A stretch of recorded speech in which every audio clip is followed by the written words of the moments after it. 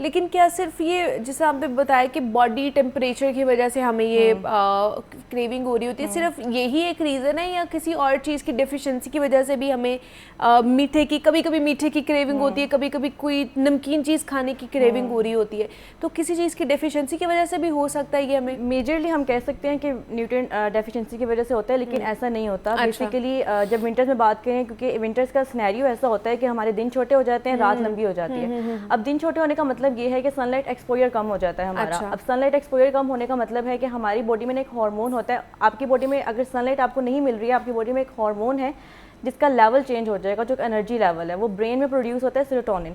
अब वो क्या काम करता है, वो आपके मूड को भी देख रहा है, आपकी ईटिंग को भी देख रहा है, आपकी स्लीपिंग को भी, आपके डाइजेशन को भी। अब मैंने बात की मूड की। अगर हमारा मूड ठीक नहीं होगा, ऑब्वियसली विंटर्स में ज़्यादातर लोगों का मूड जो है वो सैड होता है, टायर्ड होते हैं, डिप्रेस से रहते हैं, लेजी रहते हैं। उसकी रीज़न ये होती है कि हमारा सनलाइट एक्सपोजर नहीं है। सेरोटोनिन लेवल, अगर सनलाइट कम ले रहे हैं, सेरोटोनिन लेवल कम होगा, ब्रेन में प्रोडक्शन कम होगी, आपका mood automatically lazy, tired, even though ज़्यादा ड्रॉप होने की वजह से डिप्रेशन में मूव करना स्टार्ट कर देते हैं। तो इट्स बेटर कि आप सनलाइट एक्सपोजर लें, जिसमें ना सिर्फ आपको सेरोटोनिन लेवल आपका इंक्रीज होगा, बल्कि आपका जो विटामिन डी है, कैल्शियम है, वो भी इम्प्रूव होगा। तो इस वजह से भी हम लेजीनेस ज़्यादा हो जाती है हमारी, कि सन एक्सपोजर या लाइट एक्सपोजर ज़्यादा नहीं होता ना, जिसकी वजह से अगर आपका मूड ठीक नहीं होगा, तो मूड ठीक करने के लिए लोग क्या करते हैं, ज़्यादा स्वीट की तरफ मूव कर जाते हैं कि मुझे चॉकलेट खानी है, मुझे आइसक्रीम की तरफ मूव करना है, मुझे फ्रूट की तरफ ज़्यादा फोकस नहीं करते, ज़्यादा चॉकलेट की तरफ मूव करते हैं। अगर चॉकलेट भी लेनी है तो मैं रेकमेंड करूँगी आप डार्क चॉकलेट ले सकते हैं, क्योंकि उसके अंदर 70% कोको होता है। अब डार्क चॉकलेट क्योंकि मैग्नीशियम आपको स्लीप पैटर्न भी आपका अच्छा करेगा, आपकी इम्यूनिटी के लिए भी अच्छा है, आपके ब्रेन के लिए भी अच्छा है। तो प्रेफर करें कि डार्क चॉकलेट लें, बट उसको भी एक मॉडरेशन अमाउंट में।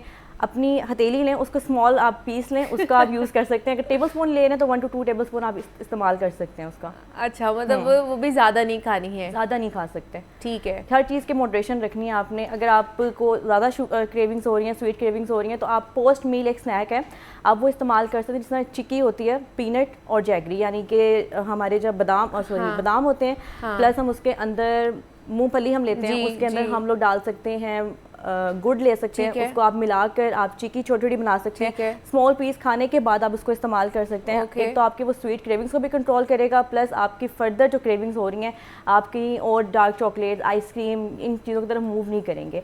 इसके अलावा आप ड्राई फ्रूट्स ले सकते हैं, विंटर्स में बहुत अच्छे हैं, लेकिन ड्राई फ्रूट्स अगर आपने लेने तो आप सॉफ्ट लें।